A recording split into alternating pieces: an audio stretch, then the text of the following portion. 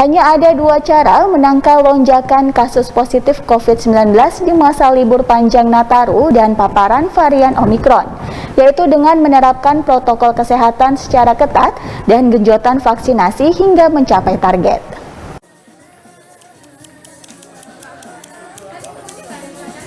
Demikian disampaikan gugus tugas penanganan COVID-19 Papua Barat melalui juru bicaranya terkait ancaman lonjakan kasus COVID-19 menjelang libur panjang Natal dan Tahun Baru.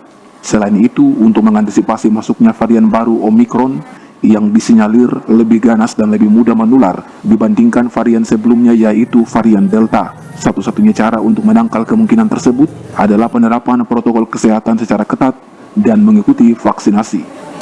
Kembali longgarnya penerapan prokes oleh warga pasca penetapan status PPKM level 1 di Manokwari merupakan salah satu bukti masyarakat tidak menyadari bahwa varian Omikron yang disinyalir lebih ganas dan sangat mudah menular tidak menunjukkan bahwa ancaman bahaya COVID-19 masih mengintai mereka. Dr. Arnold Tiniap mengungkapkan capaian vaksinasi Papua Barat untuk dosis 1 yang baru mencapai 41,6% dan 26,5% untuk dosis kedua patut menjadi perhatian bersama, terlebih di beberapa Pemda kabupaten yang berdasarkan data capaian vaksinasinya stagnan alias tidak bergerak sama sekali. Kondisi yang memprihatinkan tersebut harus dievaluasi karena selama ini berbagai upaya terus dilakukan baik oleh TNI, Polri, BIN, dan komponen bangsa lainnya. Namun tanpa peran optimal dari Pemda kabupaten masing-masing, maka target vaksinasi tidak akan berhasil dicapai. Dr. Arnold mengatakan, belajar dari pengalaman pada Juli-Agustus lalu saat serangan varian Delta yang sempat membuat kewalahan pemerintah karena keterbatasan para tenaga kesehatan, fasilitas kesehatan juga jumlah korban meninggal yang banyak, seharusnya menjadi pembelajaran berharga bagi seluruh masyarakat untuk tetap mengikuti anjuran pemerintah, yaitu segera ikut vaksinasi dan selalu menerapkan protokol kesehatan agar lonjakan kasus COVID-19 di bulan Juli, Agustus lalu tidak terulang kembali saat libur panjang Natal dan Tahun Baru Desember mendatang. Kita lihat sebenarnya di beberapa wilayah Indonesia yang lain itu ada melaporkan ada peningkatan laporan kasus yang ditemukan.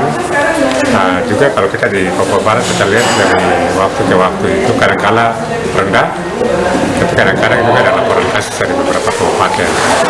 Itu menunjukkan bahwa memang kita harus tetap waspada. Dan kemudian setelah itu kita mendengar bahwa ada laporan varian baru ya, B11529 ya, yang ditemukan mulai di Afrika Selatan, kemudian menyebar ke Eropa, bahkan ada di beberapa negara Asia sekarang. Ada beberapa negara Asia termasuk Hong Kong itu dilaporkan. Itu dihubungkan dengan capaian vaksinasi kita yang memang kalau dilihat baru 40% lebih ya, 40% lebih, 41% untuk total Papua Barat.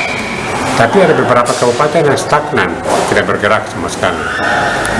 Ya, 3 kabupaten dari pegunungan. Masyarakat memang harus mulai sadar itu, sebab kalau varian ini betul-betul masuk dan kemudian cepat menular dibanding dengan varian Delta kemarin, maka kita akan kewalahan nanti.